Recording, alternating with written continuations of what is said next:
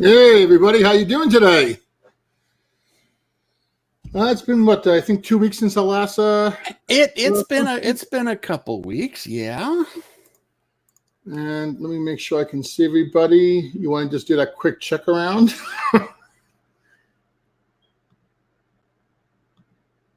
All right.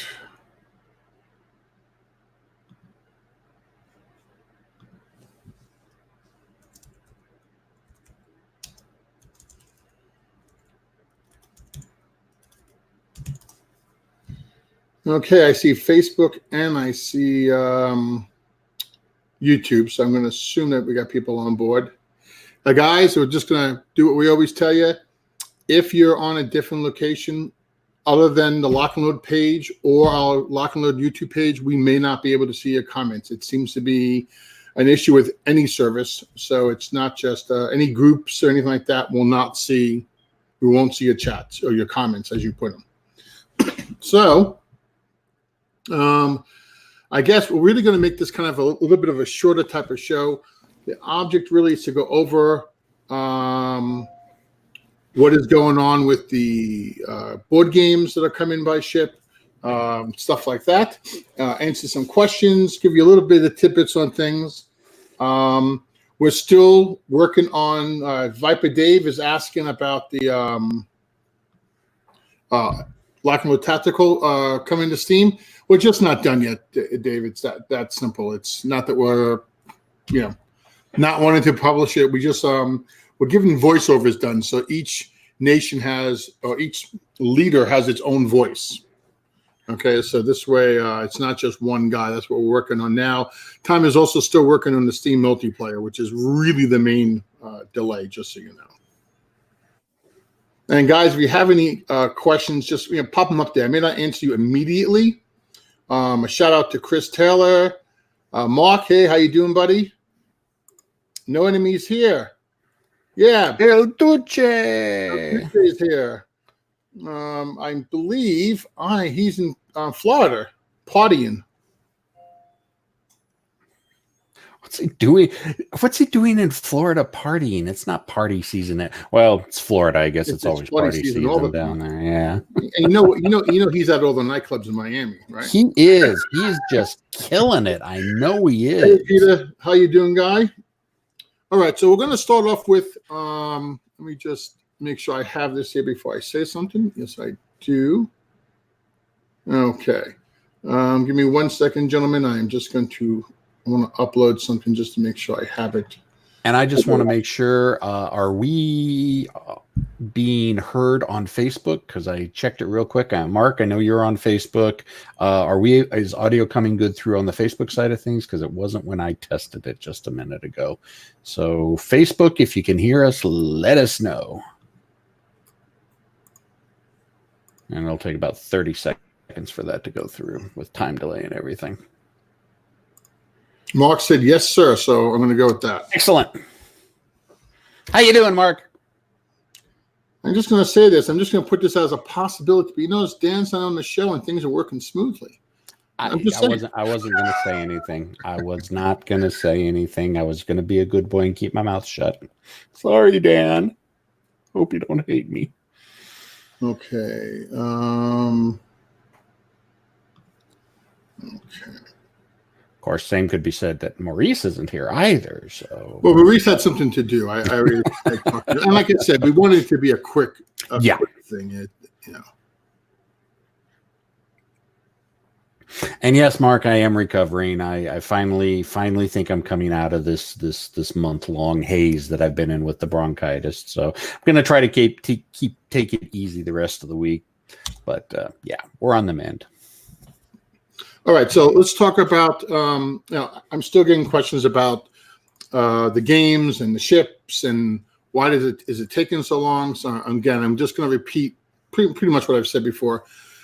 All the materials, guys, that we put together for the Kickstarter, actually for both of them, were done pretty much before the Kickstarter even started. Like I said, one or two little things that we added at the last second was not okay. But the real delay has been the printer, which he just got overwhelmed with orders and extra orders because of fear of a U.S.-China trade war, which doesn't affect us in any way because our games are on the ships. Okay, so I'm going to put up a screen there. I'm sure it's a little hard to read. The ship going from China to the U.S. is a Japanese flag. I can't even read the name of glasses. What is that called? The one comeuppance. That's right.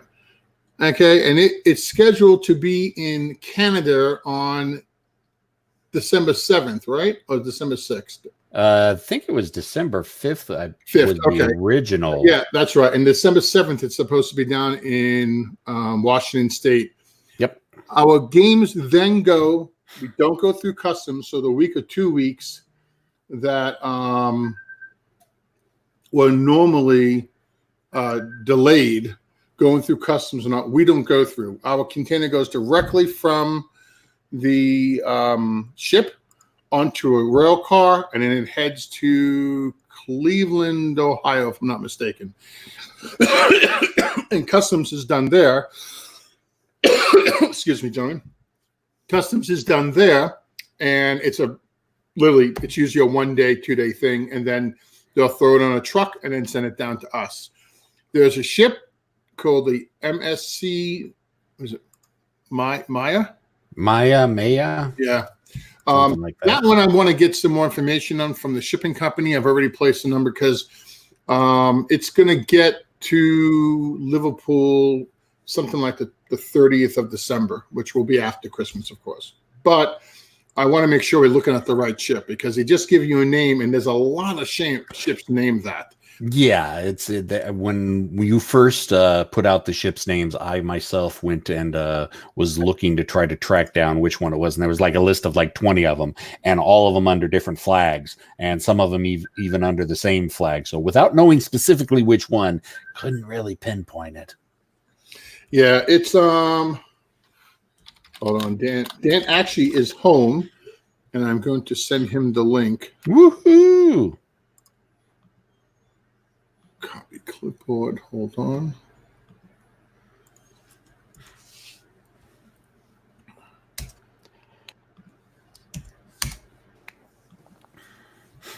So yeah, what I plan on doing, because there's like only 4 piers that the one comeuppance can actually dock at in the Port of Tacoma, and they're all right next to each other, and I know exactly where they are. What I plan on doing is I'm going to run down, because I know little elevator places where I can get a good look at the port. I'm going to try to get some picture and video of the ship, just to prove that to people that the ship is on track and it's in the States and they're offloading the containers. Yeah, well, I get literally messages, text to me when it docks and everything else. So we pretty know what's going on, and I will post it, of course, on the Kickstarter and on the Facebook groups, so no one has to worry about not knowing what's going on.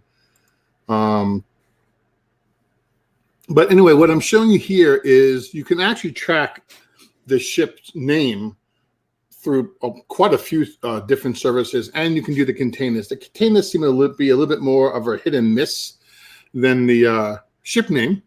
But what this basically is showing the left side, and this was as of yesterday, it's going through central and the northern island of Japan. It's in the water. It's not docked. It's moving. And then the other picture to the right of that shows you exactly, if you zoomed in, where the ship is, what the ship is, how fast it's going. Now, I'm not paying for this, so I'm sure it's hours behind, etc. But they are moving. The ship to England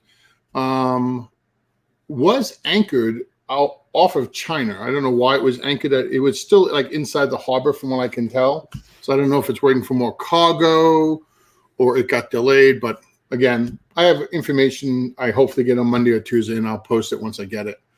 But anyway, the games, like I said, it's no that we sat here and said, hey, we're going to, just make this late, or we just underestimated. We kind of had to deal with the printer to get it out by that date, which is why we broadcasted that date.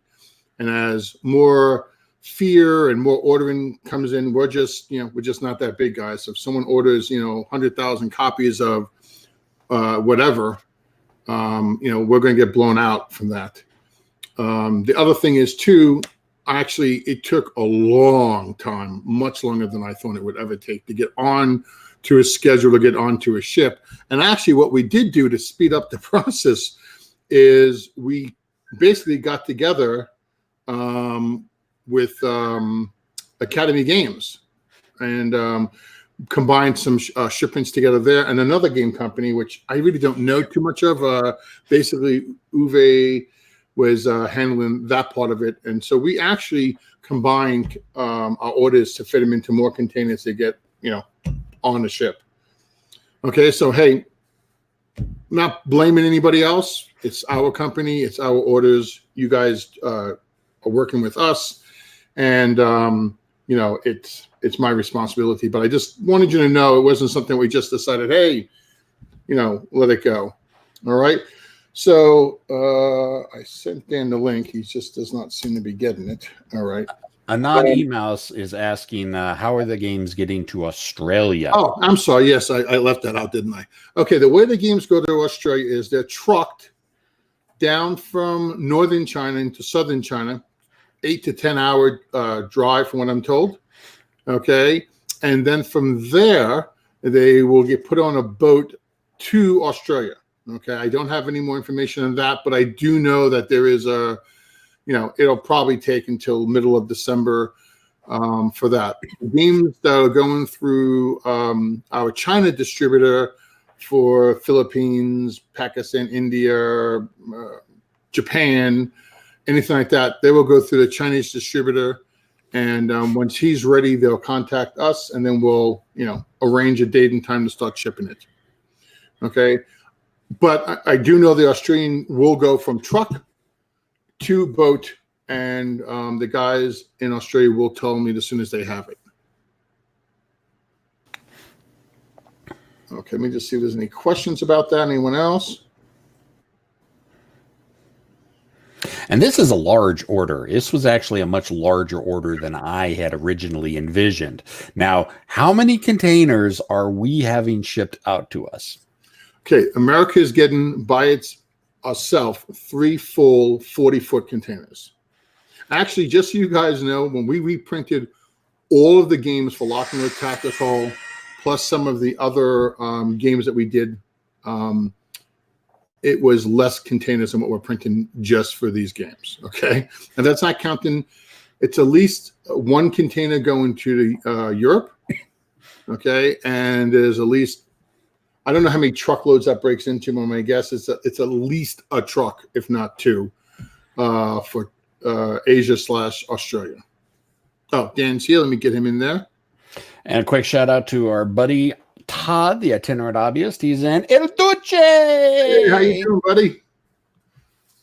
We thought you were still down in Florida partying. No, I came back Wednesday, man. Well, I didn't get an email. Did you get an email, Dev? He didn't tell me. Yeah, I didn't get not an email. Not a word. We don't rank high enough to know his social schedule. I got a picture of him down there. No, I look. I know you guys are incredibly busy, so I didn't want to bother you, man. You can never bother us. And that's why you didn't get an invite.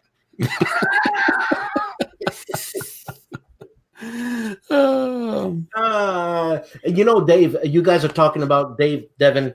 You guys are talking about all logistic issues, all the variables that can happen when you have a publishing company. And the more I get into this, the more I get to meet people.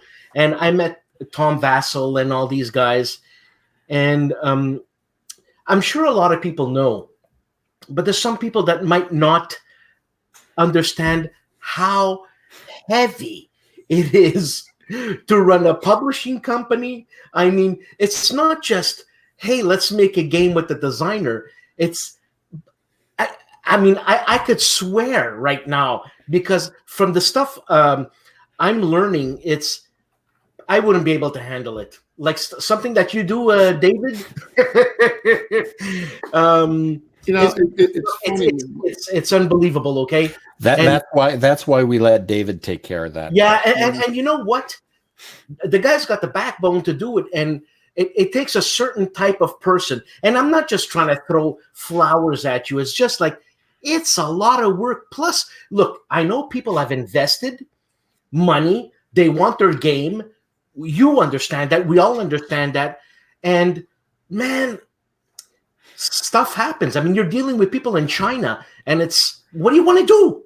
Well, I think the worst part of it is, you know, when I did all those games for Lock and Load Tactical and Nations at War, the second edition ones, you know, certain things went wrong, and so I planned to do certain things to stop those things from reoccurring, which I must successfully say did not reoccur.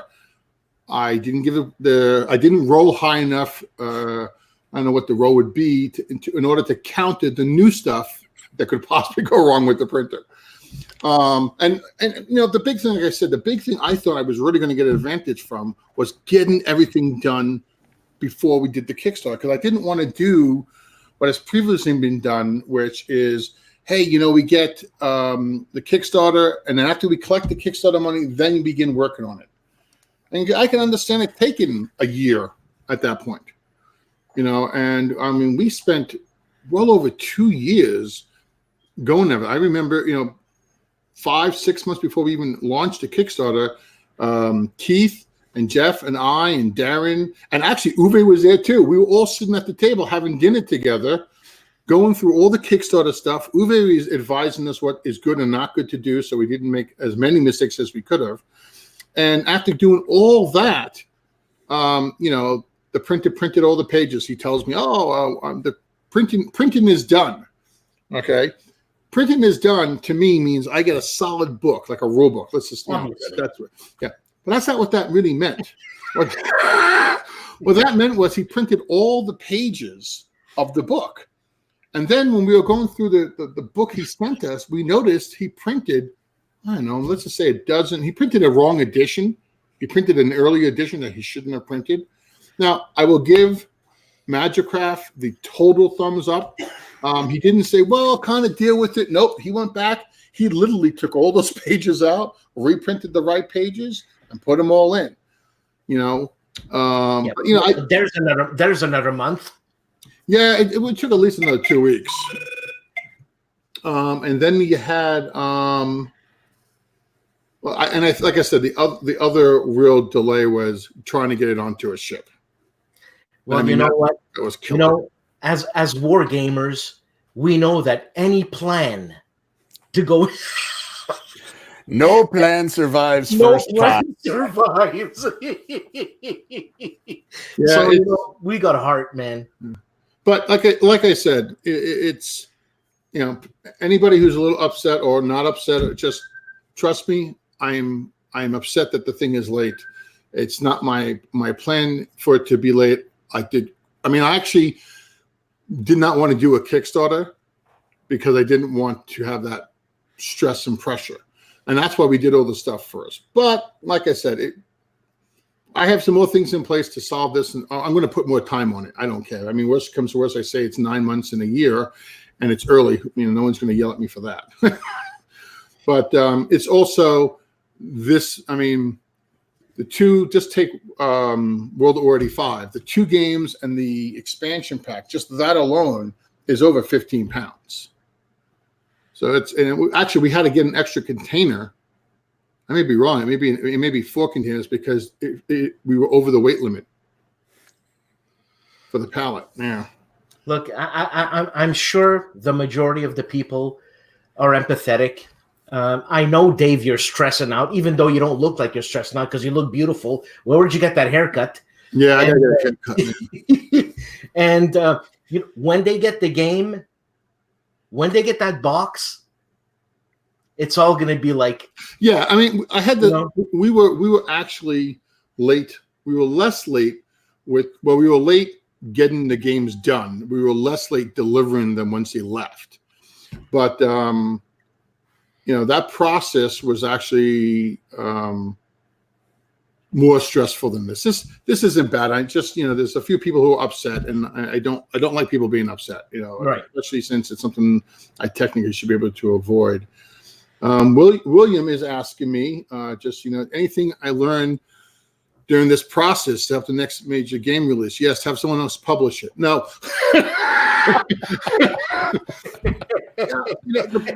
The process actually is no harder or more complicated than anything else. I thought I had found a way to beat a majority of the delays, and obviously I have not. One of the things we are going to do, like if you guys remember, I just told you about the manual, how they used the wrong edition, and basically what happens is we upload it, okay, and then they look at the stuff and they'll tell us, hey, well, you should do it this way, you can't do it that way, you can't use staples, you have to use glue bind because it's too thick, and that type of stuff you can't do until you give them the stuff. And we said, okay, wait. And then we took our final edits, we put it up there, and for whatever reason, they missed it or didn't catch it. And again, right now we have a girl named Amy there. She's like my greatest fan at that place or I'm her greatest fan because she speaks English, she types English, she answers me pretty darn quick. And it's really extremely helpful. You really don't understand. Now, as bad as their English might be, some of the people there is still better than my Chinese any day of the week. Okay, so let me just say that. But she was a great help. Just finding the facts. Like when you got the videos.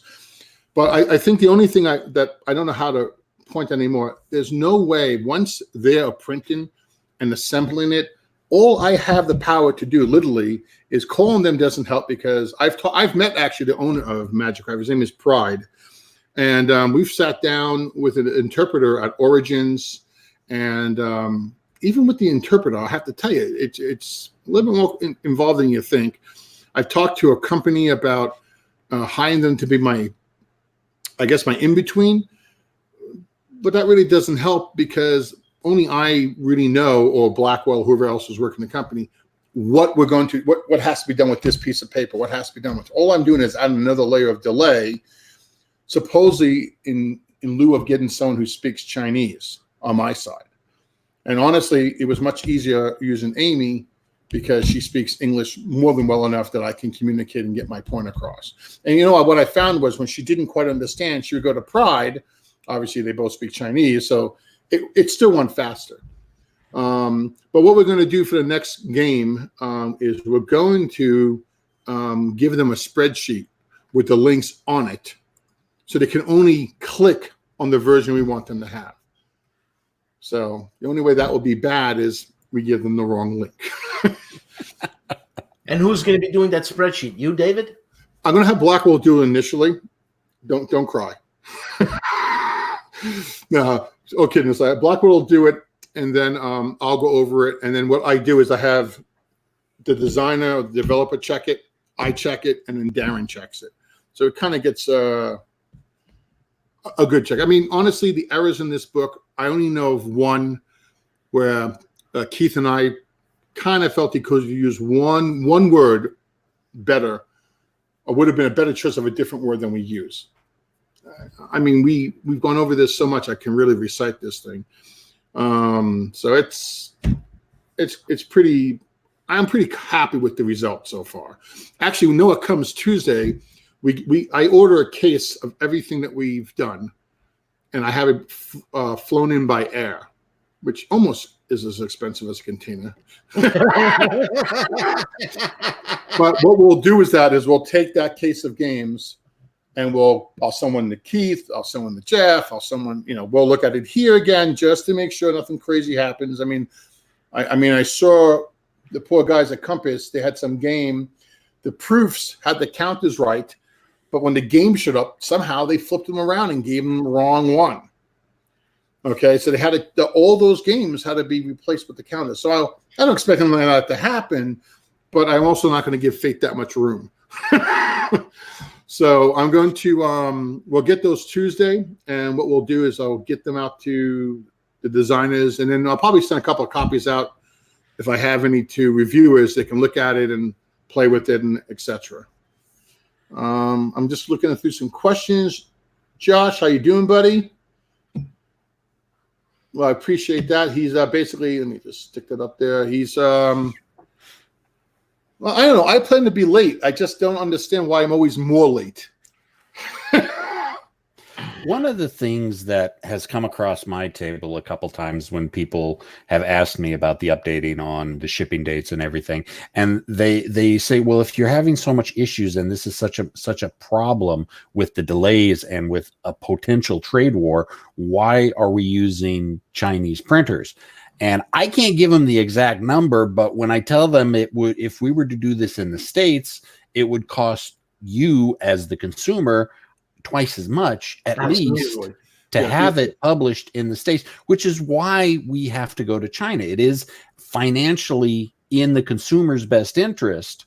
Okay, yeah, we're going to get delays because it's overseas, but I don't know how many people are willing to pay 2 or 3 times. Now, I'll give you some actual figures, guys, on that. China, first of all, when we did the Kickstarter, there was really no trade war happening. Actually, it was that everything was going to go great. There was no problem. And then it imploded after the fact. I still didn't worry about it because, it takes a while for all of these wonderful governments to get their act together. But, it pretty much is, I've used Pride. For those who don't know, I used to own Matrix Games, and we used to print the manuals in China. Okay, so I've known Pride, and I've been using Pride for various things for 15, 20 years now. I lost track. The one thing I love about Magicraft, I can't say enough nice things about them, is they always stand behind whatever they've done. When I first bought the company, this company, we got a shipment of games in. Okay, I had nothing to do with the production, but all the counters, and this was it was actually World at War Eisenbach Gap Deluxe. I mean, 75% of the counters were cut off. Yeah, it was a horrible print run. Now, part of the problem was whoever did the work to get that lined up didn't follow the rules the printer gave them, and they printed too close to the line. So whenever that printer slips a little bit, it was cutting the numbers off. And I literally can't speak Chinese back then either, so I had to write to him, and he said, send me some pictures. I sent him some pictures, and I showed him the stack. And I would say within 2 weeks he printed and airmailed from China all the counters to me. And then we had, of course, open up all the boxes and take them all out and put them all in, repackage them, and reshrink it and everything else. But, think of how worse that could be. And for the 2 or 3 times when I first bought the company that type of stuff happened, he stuck behind his craft, the product he did. And you know what? I used a company in Denver so I could get them faster and do things faster. And I have to be honest with you. I won't say the company because I want to say this. They sucked. Okay. They told me things that were just, the woman in that department who was running it told me, well, if you if it's off a little bit, we can adjust it. We can adjust the die. Now, last time I used the die was in the middle of the 80s. Okay? You can't adjust those dies. But hey, it's 15 years later. Technology has improved. Maybe you can. Maybe there's screws on them. I don't know. And you know what? She should have known. That was her job. And she told me the wrong information. The counters are off. And then they're telling me that the die cut blade is no good and they have to do it over, and it's at my expense. We went to court. I mean, they basically at your expense. Oh yeah, because they screwed up. He was like, well, I've been doing this for 35 years. I said, well, then someone in your company should be able to do it right. Well, after 35 years, I hope so. And what really gets me is this is why people really go to China. And the guy from you keep mentioning Pride. I guess that's the name of the company. The company's called Magicraft. The owner's name is Pride. Okay, so when Mr. Pride made that mistake, or I'm using his name, right. When the company made the mistake, it was on his dime, right? Yeah. It was because it was his. We broke. Whoever did the layoff of that was before I took over the company. You have to give so much space between where the cut is going to go, and the text or graphics you're using. So there's like a bleed, we'll call it. Right. Right. Well, I guess whoever didn't decide that instruction was important enough, and he took it right to the edge almost. Now, if the die is perfect and the cut is perfect and the print is perfect, you really won't have a problem. But we all know how perfect is. Yeah. So a slight error doesn't come up as a problem because you got the bleed. But if it's off a little bit and you don't have that bleed space, it cuts off numbers. Yeah. The tolerance is too clean. So that is pretty much the problem that you get, and there's a lot of other things too. But that's really, I mean, 90% of our delays and problems when I first took over Lock and Load was all printer. It was really layout/printer issues. People not following the printer's instructions. I mean, don't get me wrong, we still get counters that are bad every now and then, but the printer and he gives me an extra, I don't know, 50 sheets, 100 sheets of each counter sheet. And so when someone has a problem, you got an extra. Yeah, we have an extra, and that's pretty much the only thing you can do. Thanks. Thank you, Dan. One thing a lot of people also don't realize is back when the trade war was heating up, everybody was all concerned about the 25% tariffs on it. And I don't think a lot of people understand tariffs. A lot of people were freaking out that that's going to be the back end or the front end cost that's going to be passed on to the consumer. People have to understand when it comes to tariffs like that, that's added on to the production cost on the originating country side. So, and David, you and I have gone over this before. You and I have talked about, I don't want to say specific numbers, but it's not a 25% on what we pay. It's a 25% on the production cost. Yeah. So that's that. A lot of people just don't seem to understand that about tariffs. Yeah, I know. Dan also been very helpful to us as well. Great guy, DVG Games. He got a wonderful message from his printer saying that they're going to have to up all the prices and blah blah blah. And again, just to let you know, Pride and I talked, and he says, no, don't worry about it. He says we'll work it out between you and I, so it's not painful. So at the very least, we were going to split it if there was a cost. And, Pride and I worked on that. And I wrote a letter out because people started getting all concerned about it. And I just said, hey, it's not your problem. If there is a tariff fee on it, don't worry about it. Now, that does not mean if it's a $100 game, you're going to get a $25 tariff. Okay. What it means is that the game's costing, $10, you might, it costs to go up $250. That is significant when you're buying, 5,000-6,000 games per game. Figure it out. It's a significant amount of money. And when you give distributors and stuff 50, 65% off, that really makes a difference at that point. Mm-hmm. Hey, Jeff Schulte's here. Jeff, what's up, man? Where is he? He's on YouTube. Yeah.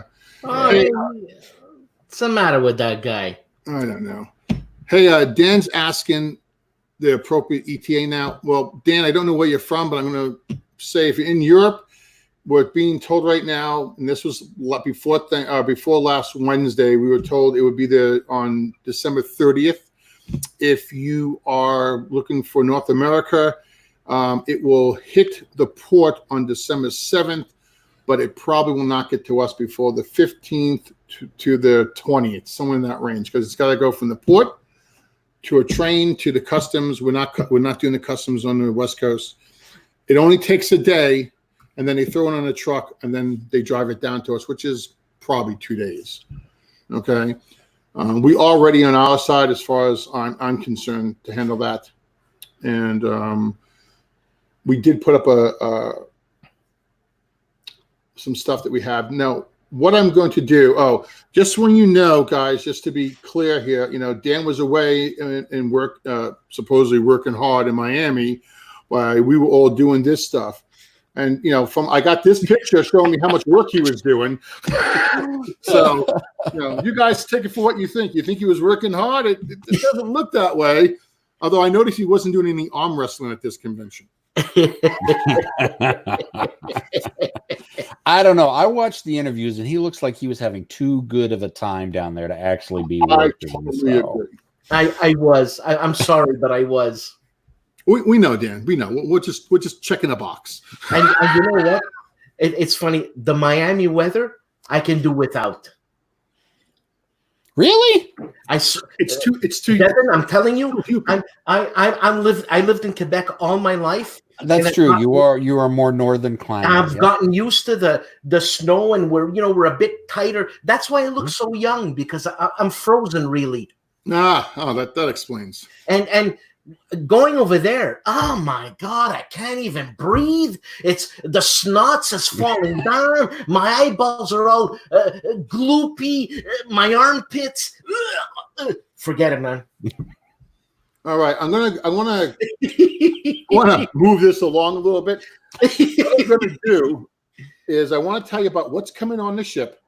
Okay, but before I start that, okay, I'm going to be turning off the pre-orders. It's been a little bit of a loop. I know some people have been complaining about that. I can only type so fast, guys, and it's just me. Okay, but what I'm going to do is you're going to be able to place orders. Let's just say for Cyber Monday, for Atlantic Storm, and some of these other products. They won't ship until the games hit the warehouse, but you'll get a discount. It won't be as good as the Kickstarter, and it won't be as good as the pre-orders from CrowdX, but you'll have an opportunity to place the order, and we'll get everything lined up box-wise and label-wise. We're actually thinking we can actually ship all the products in the U.S. within 72 hours or less. Okay. You know, David. Before I met people in the industry like you, like Uva, like whoever, I didn't care. I want my game. I paid money. You give me my game. And you know what? Now that I know you, Uva, and all the other guys, it's like, I don't want to be in your position. Just your time. I have to tell you, when I was just saying that to say it, it's like, well, 99% of the people get it. I think the percentage that doesn't get it are the people who just don't realize, and that there's only so much you really can do. Once you give them that money, you give them the files, you really kind of, it's up to them, man. Yeah, it's up to them. And I can call up and yell and scream, assuming that they even understood me. And what's it going to do? What happens when you hit Chinese New Year? Forget it, buddy. Yeah, it's only 2 weeks. I mean, honestly. 2 weeks? I want my game. But you see, everybody who does this knows that when that deadline is. So you pretend to add it into your production time, or you add it into your preview time, and that's I don't really think that's a big. I mean, if you're planning to have a game ship in January, it's the worst that's going to happen is you're going to lose 2 weeks. That's really what it comes down to. I mean, look, I can almost promise the people when they get that 27-pound box, they're going to be like, David's a saint. Yeah, I have to say, I had a lot more complaints with the Lock and Load tactical stuff taking so long. And the second the game started shipping, I heard nothing. I've never heard a complaint outside, hey, my counter sheet maybe misprinted or this guy, but that's to be expected. That's the bottom line. But let me tell you what we got coming up, guys. Okay, the first thing we're going to go over is Atlantic Storm. Okay, now that was a print error.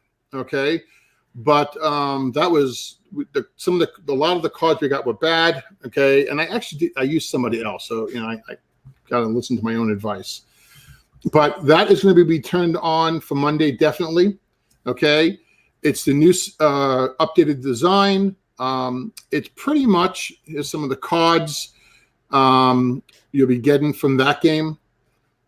And you can see I think it's a much nicer design.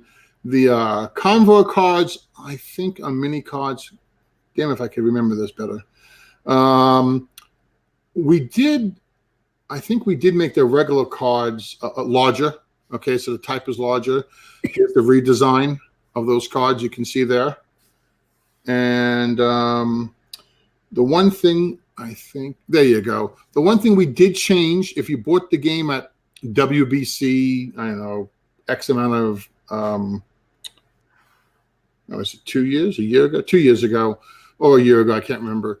The card on the left was your ice card.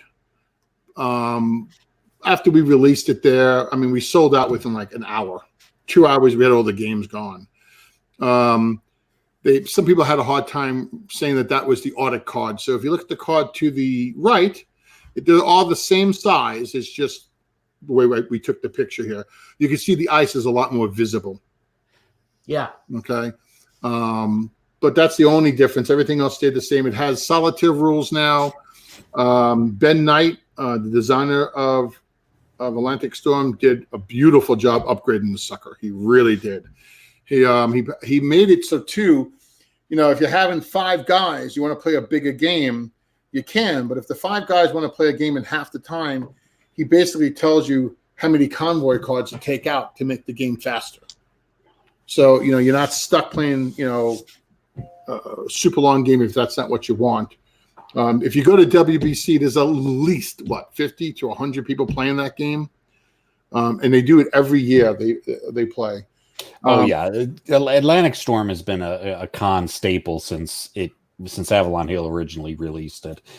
I even remember it back in the day. I had a copy 92, 93, and it's just a quick trump game, and you're looking for the trumps, you're looking for the suites, and it can play 15, 20 minutes, and you can get 4 people in, at least the original. I'm not sure about the new edition, but yeah, it's a con staple.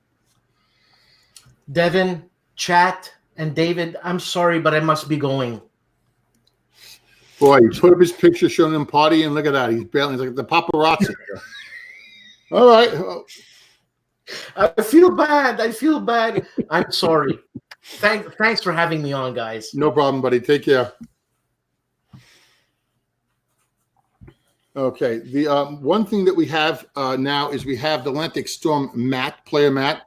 Okay. It is not necessary to play the game with at all.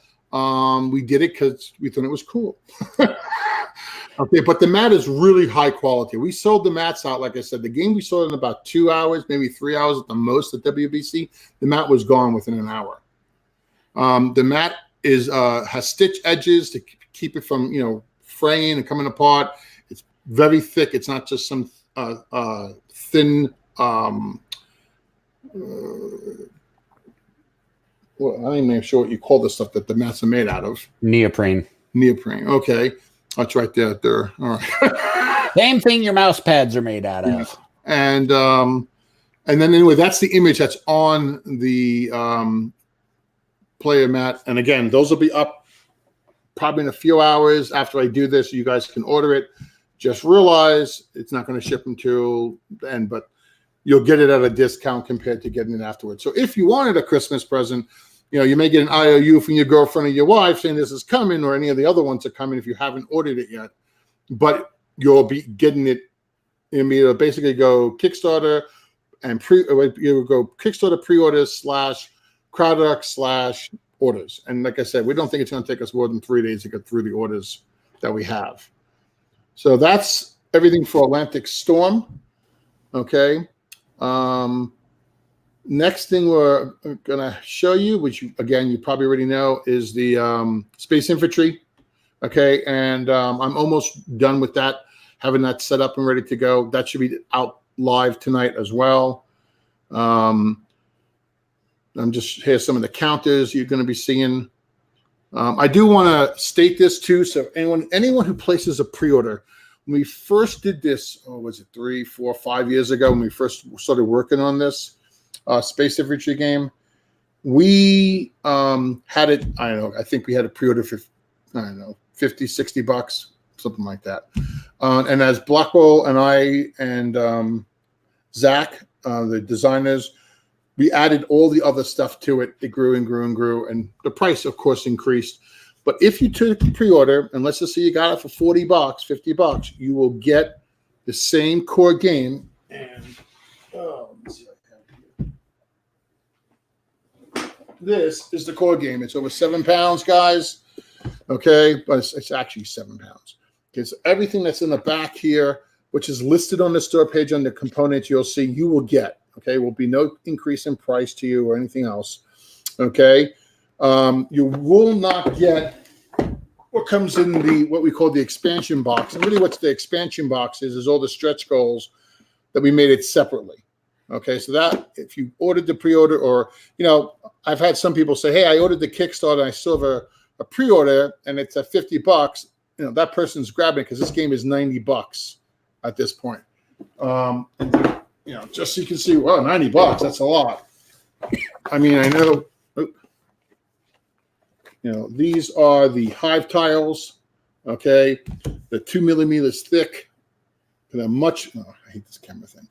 It's much larger than the old teeny weeny little ones that used to be like a deck of cards. And they butt together really, I'm probably going to be doing this wrong, really well.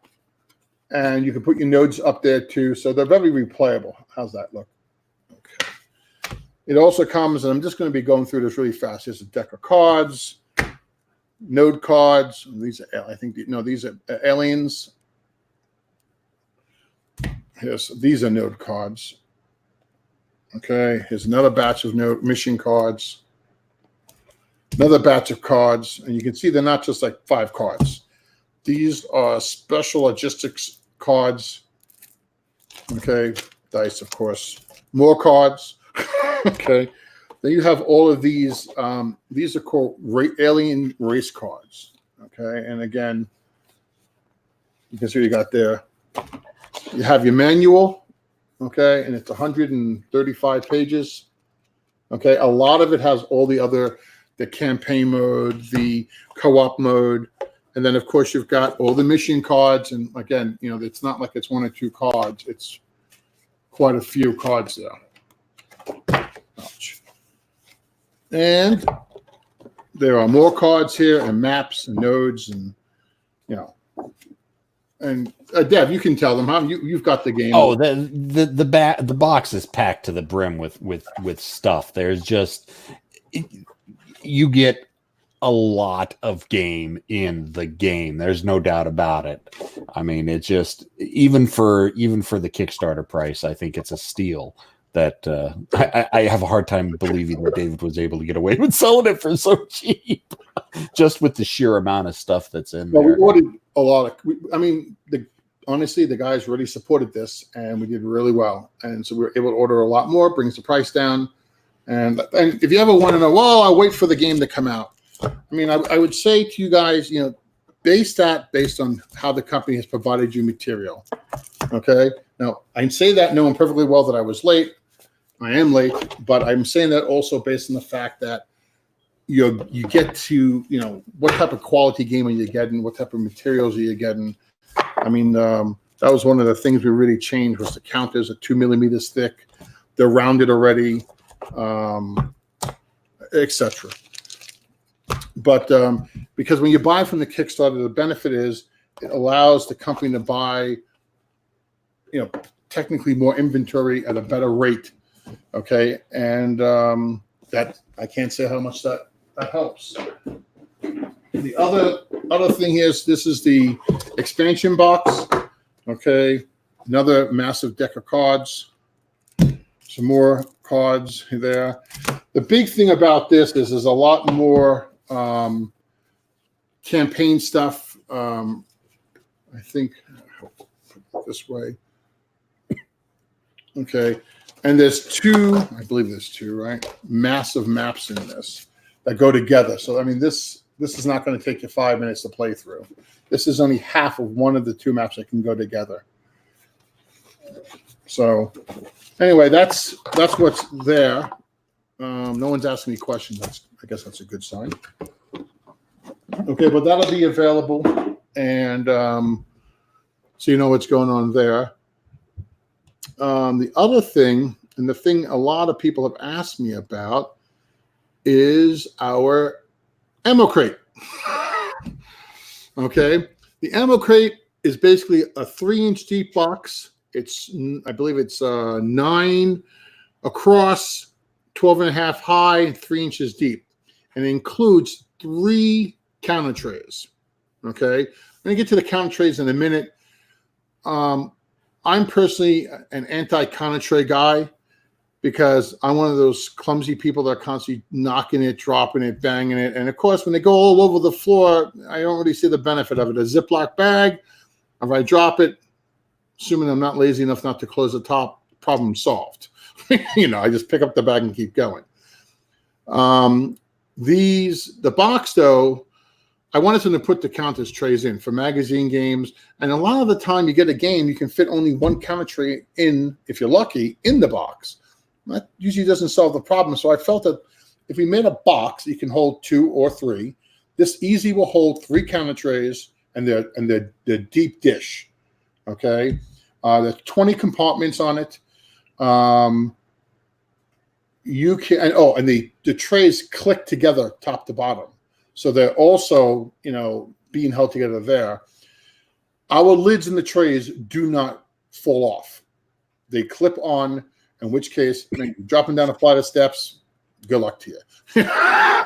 But, any normal bumping or jumping, knocking it off the table, it won't come off. Okay. There's actually a video on YouTube, if I'm not mistaken, showing Blackwell playing with the counter thing and shaking it upside down, just to demonstrate that. But the box was the next part. On each flap, on the front and on the back, you see those yellow boxes.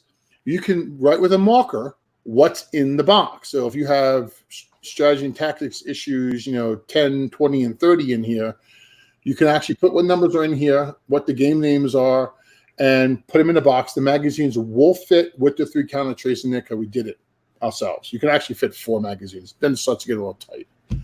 But the purpose of the box was so that you can have 5 of these boxes and label them, not have to open each box to try to remember what you've got.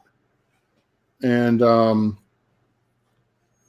now these are going to be available separately from the Kickstarter, correctly? Yeah, some people ordered it on the Kickstarter. Actually, we sold quite a few through the Kickstarter, but this will be turned on again tonight. I already updated all this, but a lot of people don't know what this is or didn't know what we were going to do. Or thought it was a Kickstarter exclusive. Right. And there's the counter tray. Okay.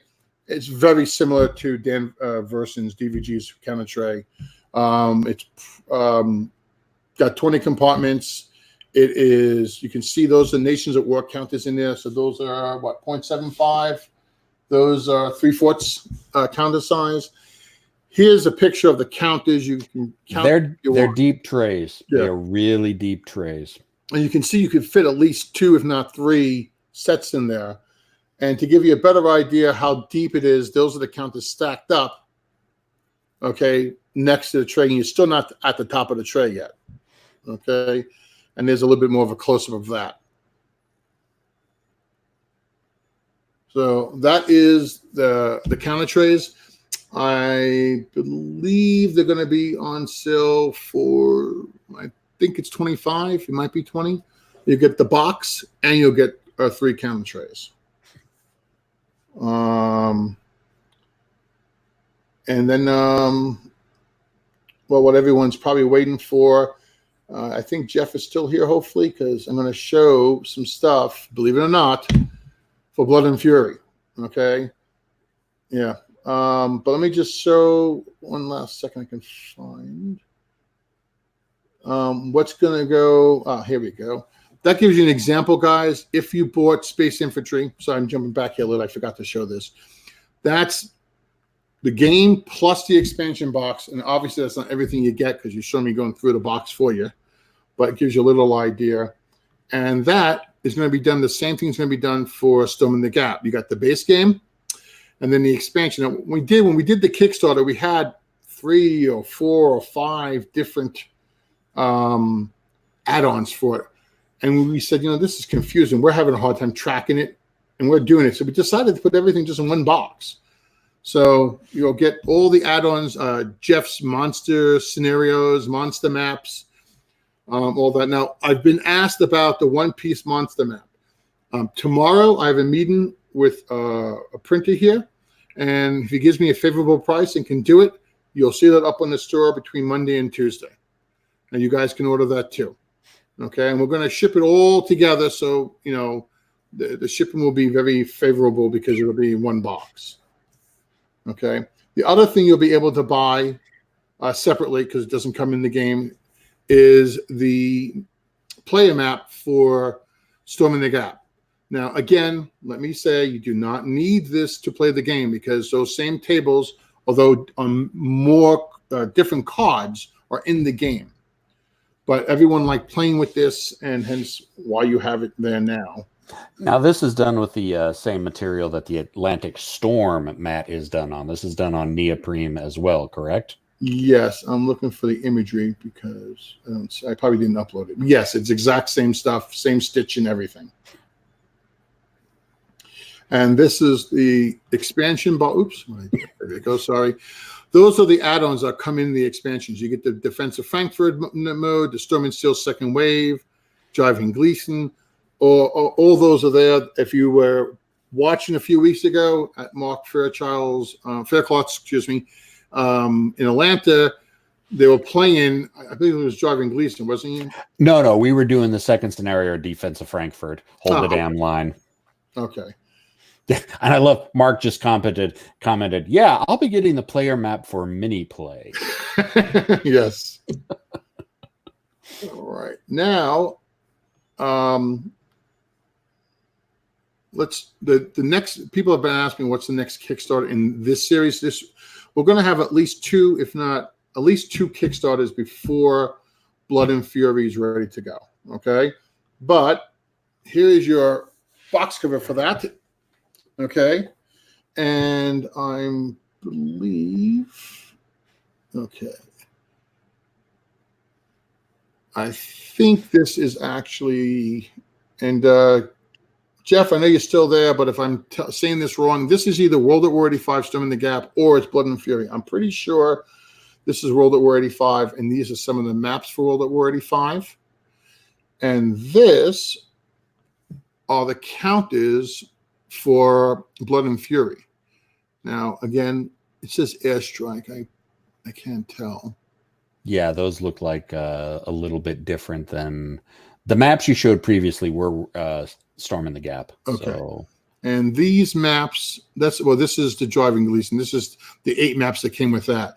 Now, the plan, and Jeff, don't get mad. The plan, I believe, what Jeff and I have been talking about is to take and make and do another massive campaign, and in theory, make a scenario that maybe allow you to butt the 2 map sets together. Maybe, again, you're talking a big space, guys. Okay, but if you go to a convention and you want to play with 4 or 6 guys to a side, it's very playable like that. I mean, the guys playing the miniatures, I think, can attest to that easily. Very, very easy to slide multiple people in. And it's not a hard rule set to begin with. I mean, it can be taught on the fly. Really, it is. So, all right. And then for those who did the Kickstarter, okay, you guys all should have received links for the Storming the Gap book, the novel. Because of the Kickstarter, you guys will get if you selected the novel. If you didn't select the novel, then you'll get an audiobook. We threw in a PDF and we threw in an EPUB book. So it'll work on Kindles and everything else. Okay. Blackwell and I were able to do that. Really, Blackwell was pretty darn quickly. Okay. And Storm and Steel, those who ordered it, again, it's PDF and audiobook only for that one. That is already on its way. And then the other thing that's out now, we want to make sure that the books, I know the paperback and the EPUB books are available now for the entire 4 books that are ready, which are First Strike, Storm and Steel Second Wave, then it's an Army of 2. Army of 2, yeah. The Ghost Insurgency, and the one that he's just finishing up now is called Edge of the Line. Okay. But right now, the only one that they have up properly is an Army of 2 on the audiobook. And You can get that through Amazon, and that's available. Ghost Insurgency, the books and the ebook pub is ready, but the audiobooks went live yet. Okay. Okay. If you've been waiting for the retail version, someone's asking me here. Okay, what I was just saying was that the retail version is going to go online between today and tomorrow. It'll be Cyber Monday. What is it? That's at the Cyber Monday, yeah. Okay, Cyber Monday, but it'll be at a discount. I'll say this again, it won't be as good as the Kickstarter discount. It won't be as good as the Crawdex discount, but it will be cheaper than the regular retail price that it will become the second I turn off this sale. Okay, and if you came in late, go back, watch the video, I'll give you an idea what it's coming with, what it's not coming with. But it's pretty much all the components that you want to play with are there. All right. Guys, anyone's got any questions for us? Let's see what's there. Jeff said his first step in making a new game is to get a bigger table. You're going to have to get a bigger room. I don't know if you're going to fit 2 more of those tables in there, buddy. Mark's going to get a player map for the mini play. And let's see. Any chance Dice Stars is lined up for I'm going to guess Dan does. I know we have to wait to get games in. We do have an order. I always ship an order by air to give us a jump on what's coming. So if there's any last minute surprises, we have a chance to jump on it beforehand. Jeff's going to clean out the basement, he says. So I'm going to guess, knowing Dan, because Dan's talking about it. So I'm going to say, yeah, Dan's going to do something on Dice Star. I don't know what, when, or how.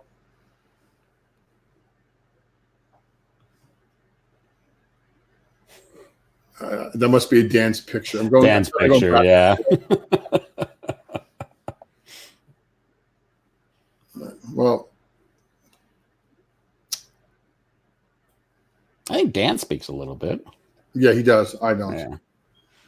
Some people argue my English is not the best. Like I keep telling people, I speak American, not English. Oh, I like that. I never know that. Okay, what is this? Too long to build out the playtest. Oh, he was Todd was asking if there's anybody out there who has vassal skills to help put together my playtest kit, because evidently my print and play playtest kit that I put out is too much for him, and he wants it done in vassal version. Which I can understand, but remind me, and I will put you in connections with our vassal guy. And there was one guy from the forums, and I can't remember the name because it's been like a month since I talked to him, that offered to, I sent him the kit and he offered to do it up in vassal, but I just haven't touched bases back with him.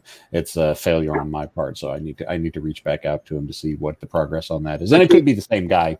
Yeah. Well, Todd, you know who to beat now. Okay, this is not me. No, it's on me. It's on me. It's totally on me. That's okay. I guess that's what you're talking about. Yeah, that's what he was talking about. Yeah. Okay. And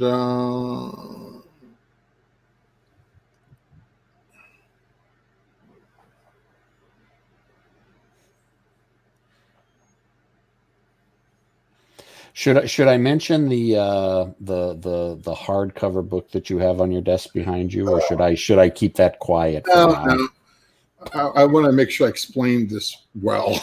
Yeah. So I was a bit hesitant about pointing it out. I was like, does David really want me to open up that can of worms?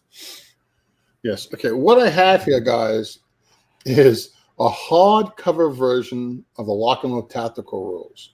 Now, I'm going to say this up front. Remember, the rules are a free download. Okay. You just got to go to our forums, go to resources. You can download them yourself and print them. We also print a spiral-bound copy of the rulebook. We also have a download version that you can PDF that you can put in your iPad. Okay, it won't work on a Kindle because Kindles have to be free-flowing EPUBs, and there's no way a game engine can be free-flowing because the pictures have to be where they need to be to explain the rules. Now, okay, it really is a gorgeous book. Now, I believe this is $80 on Amazon. Okay, we're not selling this because we're trying to make money off of it. Okay, because we're not. Okay, the purpose I did this is in order for you to put an audiobook up on Audible, okay, it has to have a paperback / EPUB book edition of it. And really what I really did was, I really wanted to achieve was, we made ebooks, sorry, not ebooks, we made audiobooks of the 5 rules for Lock and Load Tactical, and we also did it for World at War, and we also did it for Nations at War. Okay? And the reason is, we all sat down and said, well, we don't really know if that's a good idea. Okay, to make an audiobook. So we had it recorded, and the recording's good. But some of it you just need the pictures for. Okay, and when explaining this, I don't know how well an audiobook's going to really kind of cover it. And the guy did a good job. He's on. His first name is John. I forget his last name. But he tells you top left, you got these 3 numbers or this number, and this is what it does, and if it's this color. So he goes through it and explains it, but not having it in front of you, I can see that being a little confusing. But if you are on a train, bus, driving to work, and you want to go over line of sight rules, whatever, you can, listen to this and actually pick up stuff. We were kind of surprised it was helpful. So the big thing is we wanted to make an audiobook. In order to make an audiobook, we had to make a book. And since we already provide a spiral bound book, we didn't think a paperback style book was worth it. Plus, what we're going to do is made a hardcover for someone who really wants it. They can do it. We just uploaded World at War 85 core rules as a hardcover. And the second those are approved, I will be putting up the audiobook, and then it has to be approved. And once that's approved, they'll be out there for those who want it. And again, don't forget on our YouTube channels, we have boot camp videos. We just got boot camps for Lock and Load Tactical that are complete. We have boot camp for World at War 85, which is complete. And I'm sure Gimpy is really close to having the Space Infantry Research Space Infantry boot camp done too. So really what we want to do is, the slogan of the company, I guess, is play the game, don't play the rules. Okay? And you can pick on any game you want that you feel has bad rules. The purpose of it is we want you to play. I mean, when you watch these guys play World at War, I rarely see them going into the manual to look up something. Occasionally you have to, but for the most part, you don't. So we provide the rules as a free download. We provide the rules as a PDF. We provide the rules as an in spiral bound form. We provide the rules as a hardcover now, and it's an audiobook. Plus, you got the bootcamp videos. I'd like to see someone else. I haven't seen anybody else do that level of support for a game series. And really, the way that Nate Gimpy Gamer does the bootcamp videos is that you don't need to pick up the rule book. If you just watch his videos, he'll go through it in clear detail, and you can learn the game just by watching his videos. Yeah, so Nate has done a phenomenal job with it, just absolutely phenomenal. The last thing we're working on right now, Michael Eckensfeld, if you guys know him, used to be at the War Gamer. If you could see this, okay. I'm an Apple guy, so I don't use this at all, but I use HomePod, and I got AirPods and phones and watches, all Apple. But this is a Google, what do they call this thing? Google surveillance intrusion device. Well, only is if it's on. Okay. And plugged in. Yeah, and plugged in. Yes, exactly. The mic's back on. Okay, so now I'm watching it, buddy. What we found, there was an application I found, honestly, on Kevin Sharp, actually, is the one who told me about this, and I was like, ooh, I was very intrigued. And there's a way with this application to take your rule book, and you put all the questions for a section that you feel can come up. And you can actually use Alexa, and is this Google Talk is what they call this? I'm not sure. Yeah. I'm not that tech It's savvy. all the Google voice devices, and then Alexa has one. It does not do it for the HomePod from Apple yet, but it does it for those two. And what you can do is you can literally have this turned on, okay, and ask it a question. How does auto supply work? And it will actually go to the section, tell you what rule section it is, and then read you the rules. It's not doing anything special, like giving you more clarity that's not already in the rules, but I think that's great.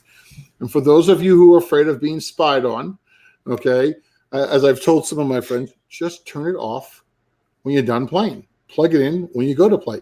But I was really impressed with how well it worked. I do not think this would work good for ASL. I don't think it would work. I think it would work probably a little bit less for Lock and Load Tactical because there's a lot more rules and stuff. But we did it first for Nations at War.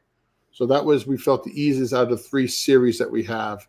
And we're going to give it a shot and see again, just another way to make you guys keep playing the game and not playing the rules. We have had a couple questions pop up, so I don't know if you want to get to those. Okay. Trial of Strength. Are we publishing that? I haven't heard anything in several months, so yeah. I would say here's what it is. I think that's going to be the next Kickstarter. The gentlemen who are working with Maurice, who's not here, the rules are done. The map is done. The counters are done. Everything in that game is done.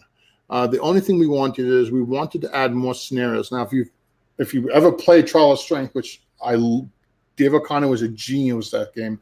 I think it's one of the best Eastern Front games out there.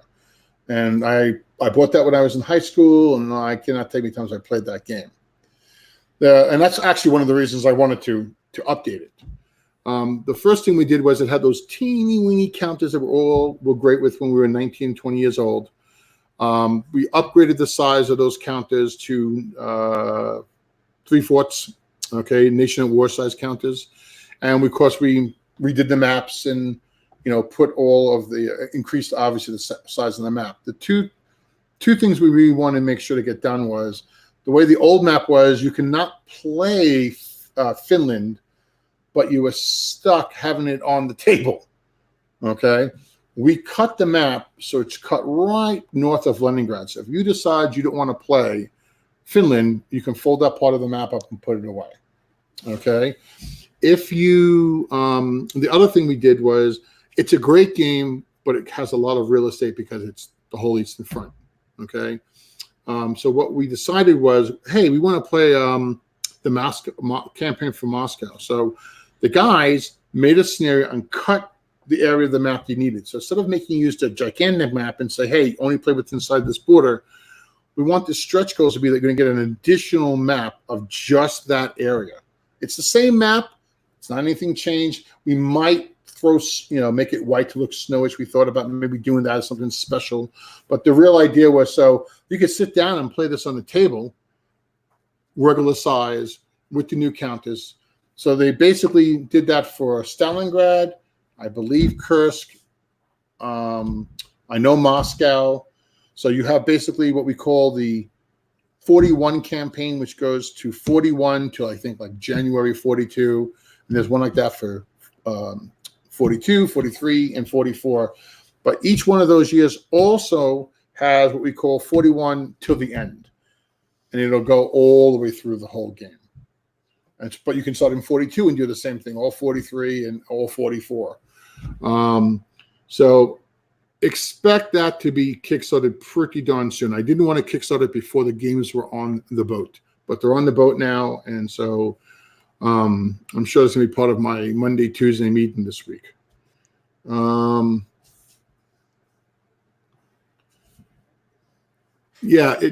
Neil, like I said, if you look at the demo that I heard, and it's on Board Game Geek somewhere. I can't remember exactly where, but it's definitely, in my opinion, a great aid in searching. It's like having someone sit there referencing the rules for you. And I want to say, I think it was Old School Tactical that the version that Kevin turned us on to was. I think someone had done the Old School Tactical. I don't think it was Old School Tactical. It was some basic game, that hasn't, old, because Kevin was just like that idea, and he and I were chatting, And I could be wrong. It could be old school tactical, but I'm pretty sure it wasn't. I'm pretty sure it was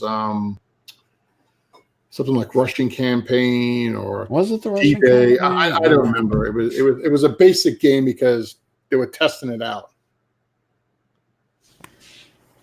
Hey Dennis, how you doing? You want to know about the digital games? All right.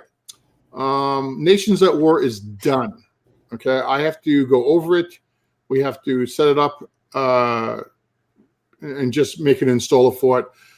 Once I'm done doing what I'm going to call the Christmas setup for all the games on the shipping containers, I'm going to turn my focus to that. It really should not take us too long to do that. Okay. The initial release will only be the core game will be I think it's 2 scenarios for Nations at War. All the counters are the correct updated counters. Any mistake counters are in the board game will be fixed. And then on the computer, already fixed on the computer game. And there'll be 2 DLCs. One will be Desert Heat, and one will be Stalin's Triumph. Okay. And actually, there's a third one. There's the Compendium, but of course, you'll have to own either White Star Rising and or Desert Heat to play all the scenarios that come with it. And Dennis, you got any questions? Just keep shooting them off to me. I'm doing this as I'm typing. The World at War 85, that's going to be the original one that was being done. The development team folded and never finished it. And then Nations at War, if people like that, those guys have said they would do World at War 85. And since it's very similar, I assume that will speed up the process quite a bit. Lock and Load Tactical, like I said, that is just going a little bit slower. Tom is still working on the multiplayer. We don't want to release it really without the multiplayer. Okay.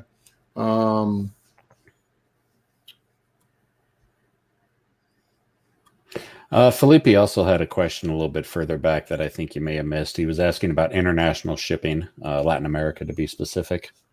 Yes, we can ship from here, and all you got to do is place an order. I know the shipping. Well, actually, we cut a deal with FedEx, okay, to really bring down the shipping for us. I mean, really bring it down. The problem with that, which we're still waiting for a second round, okay, is it's really more for bigger boxes. So if you ordered, let's say Storming the Gap with 3 games and 15 pounds, that price is really nice. If you ordered 1 game that's 3 pounds, it wasn't so phenomenal. Not so good. Yeah, so it wasn't bad. It just wasn't. It wasn't enough of a deal for us to do it yet. But she did say she was going to get back to us, and she did say she would do it this week. So I expect that she will. Hey, okay, this is the guy you need to talk to there, buddy. That's the guy, Devin, you need to talk to for the Vassal module. Trent does a great job. And again, I cannot, we didn't have Trent doing these Vassal modules. You guys would not have these Vassal modules. So if you're waiting for me or Devin to do them, you'd be still waiting for the first one. best I could do is Sun Tzu, and that's nowhere near what Vassal can do. So, so that is the plan there. And it's good that he popped in, because I was actually going to ask you about it, because I know I've had a couple people. I know there have been several people. Are we going to play when the Vassal version comes out? Yes, you and I can play when the Vassal version comes out. So.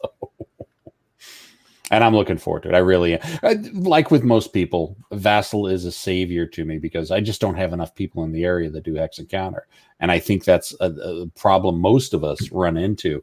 And having this on Vassal is just going to make it so much more appealing for all of us, because now we've got the entire world that we can reach out to and play World at War 85 with. So, yeah, I'm kind of stoked and looking forward to it. I really want to do campaign for Gießen. I like the campaign games. Someone is asking about Victory and Glory. For those who don't know, Glenn Dover, who's very famous he's famous in both fields now. I believe he ran Eagle Games for a long time. And he's got computer games, but we are doing the Civil War edition of Victory and Glory. There is an American Revolution, no, Napoleonic edition of that game that Matrix Game sells, my old company. Not bad at all. I mean, I found it enjoyable. I'm not a big Napoleonic fan. Someone's asking if I have any pictures. So if you give me a second, I will look and see.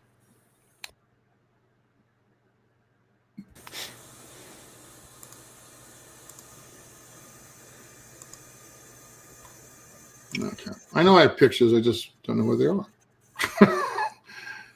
But that game, the manual is being laid out now by Blackwell. And again, we're going to have a really big 2020 year of computer games. We have a lot of computer games coming out.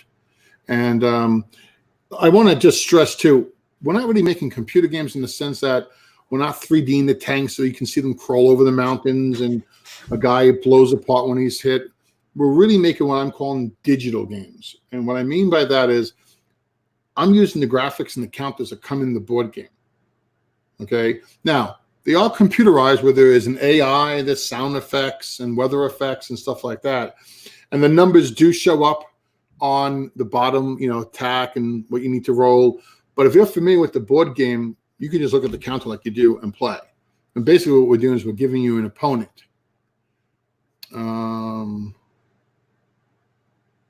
I think here they are. Hold on 1 second. I'm just trying to find these images for you. I always get this game right. Victory and Glory. Here it is.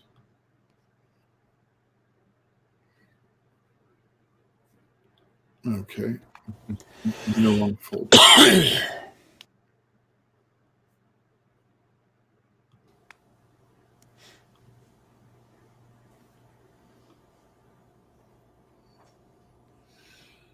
Oh, that's wrong.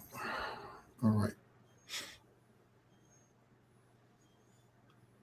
Oh, that is right. Okay, guys, here's some pictures. It'll take a second for it to upload, but I'll show it to you this way.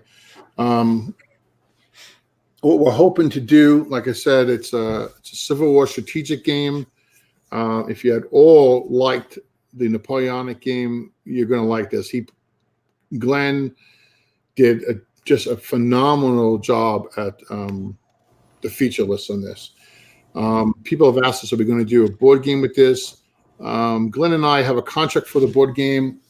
I don't know if we're going to do a board game or a Kickstarter for this. We really haven't talked about it. There is a Victory and Glory Napoleonic game that's out there as well that Glenn's company sells. And but there's one picture. Let's see if I can get another one up there for you. Now that I found them.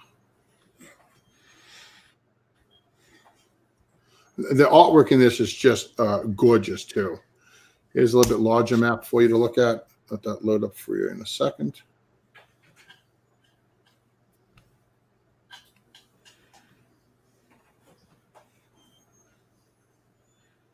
See if I can get you one more up there.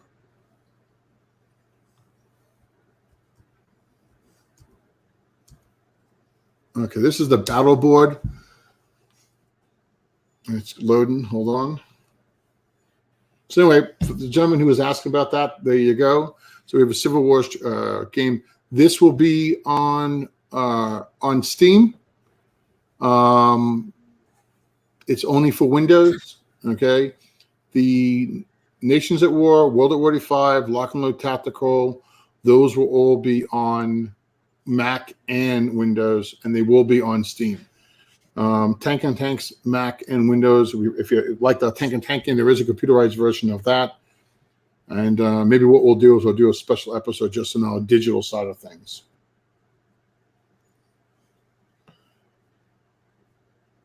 Okay, has anyone else got any questions for us? Anything that we left out for you?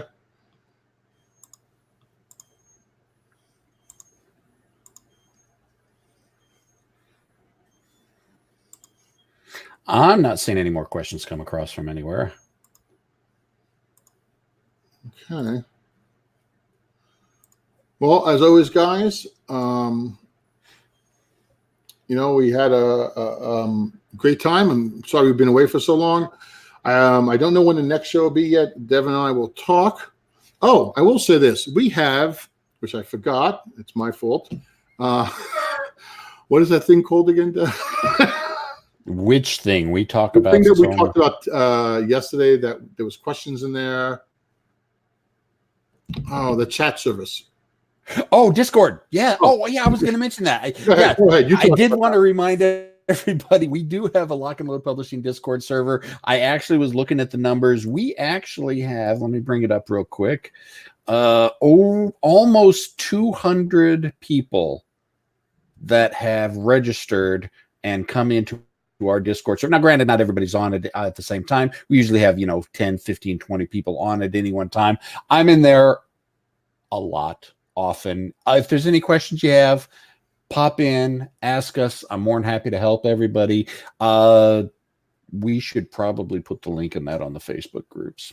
Okay. Probably be a good idea. Send me the link and I can post that. Yep. Let me go ahead and bring up a link, because Discord is a little bit wonky. Let me see. I personally find it very user friendly, but I'm sure it's because I'm rushing through it and not sitting down and trying to make it work for me. Yeah, the problem is it'll only let me, since I'm not a moderator, I can the link that I can give is only good for 24 hours for people. Okay, you know what? Do you know who set that up for me? I hate to say this live on the air. His head is going to swell. Is my youngest son Shane, who you guys probably meet us at the convention. What is your username? Devin the OG. Okay, it's Devin the OG. The OG, yeah, in parentheses.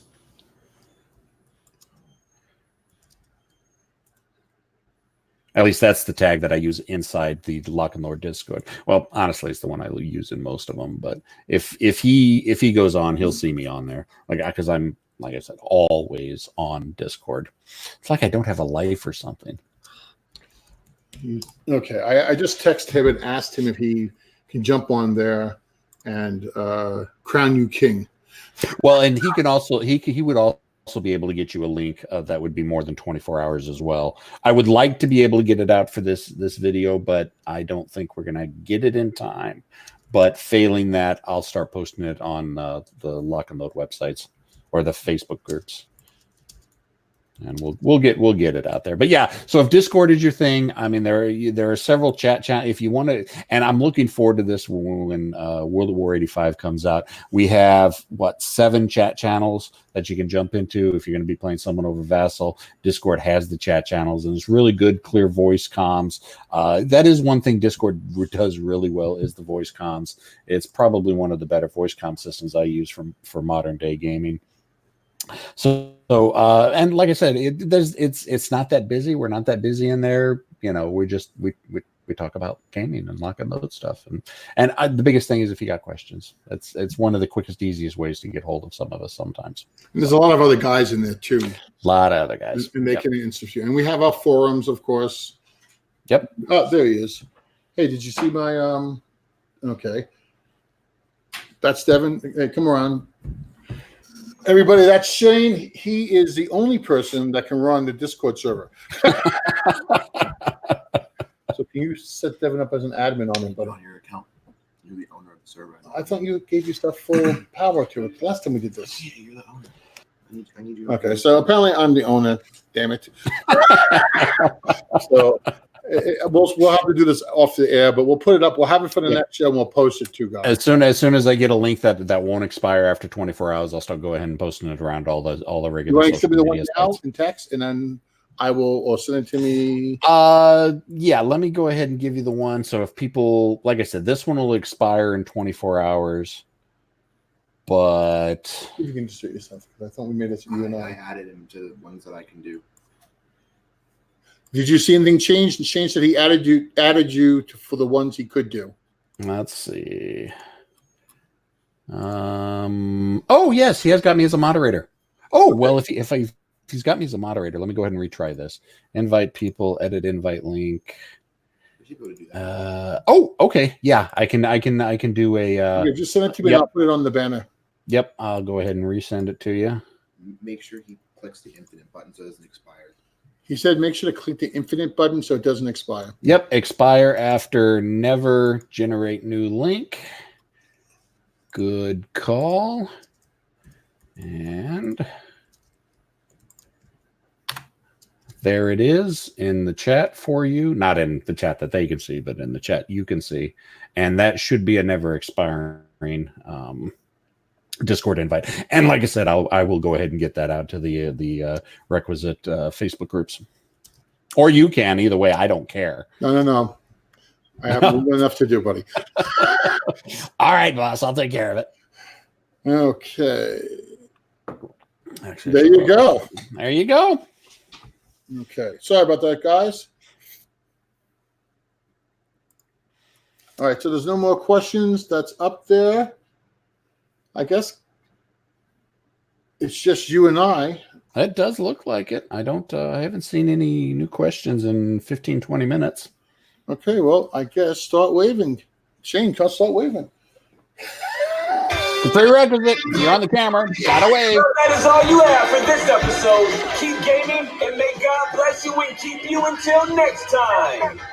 On the air is a Lock and Load Publishing production.